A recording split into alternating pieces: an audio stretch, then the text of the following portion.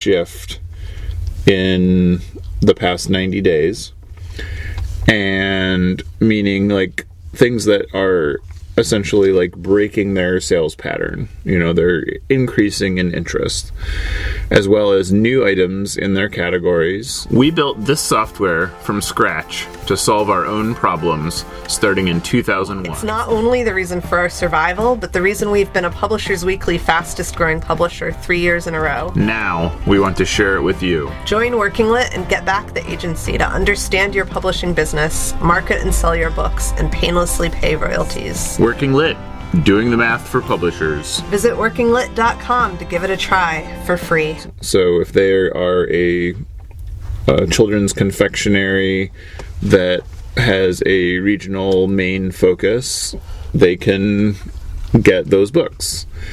And lastly, if we have best-selling, and they can look at that from all time or the past 90 days. So that's really going to help them, because that shows them essentially what is doing well and being well received for people like them. Again, whether that's a reader or a retailer. So if your interest was, in, let's say, like you wanted like house and home books and gardening books, it would show you those titles based on what was being well received during that time window. Yeah, great description. There's a button on the new webpage. I like that you like my description better than my depiction of beauty, but thank you. The practical wins over the abstract every time, at least on this podcast. So you do agree with me. Thank you. I think you should tell them about your cool stuff button, though. Oh, yeah. And then this was my other major innovation that probably made this take the longest. Sorry, Nate. That's our developer. And essentially what we did is we went in and we were like, this is the most important new feature, so we need to draw people to it.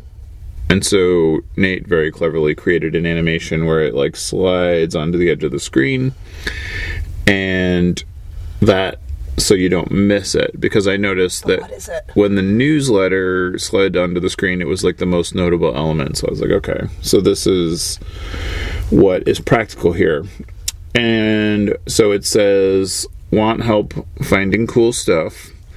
And then when you click on it, you can change your search and your sorts. So you can say what you are, what you're looking for, and then you can edit your search too. So you can say like, okay, those are the things that are doing really well for people like me, but I also have a strange personal interest in weird photography books.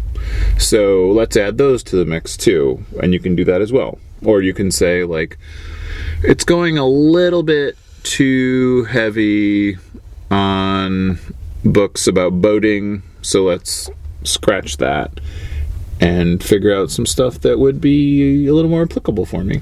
So come to microcosm.pub, play around, tell us what you think. Yeah. Enjoy. What would you like it to do that it's not doing today? What books would you like to find that you're not finding today? And we'll hook you up. That's the plan. Thanks for joining us once again. Please send your questions to podcast@microcosmpublishing.com so we can answer them on future episodes. And please give us 5 stars on iTunes and everywhere else that podcasts are reviewed. You can find us on the internet at microcosm.pub. On Twitter at Microcosm. On Facebook at Microcosm Publishing. On Instagram at Microcosm_pub. And here in Portland, Oregon on North Williams Avenue. Thank you so much. Have a wonderful week.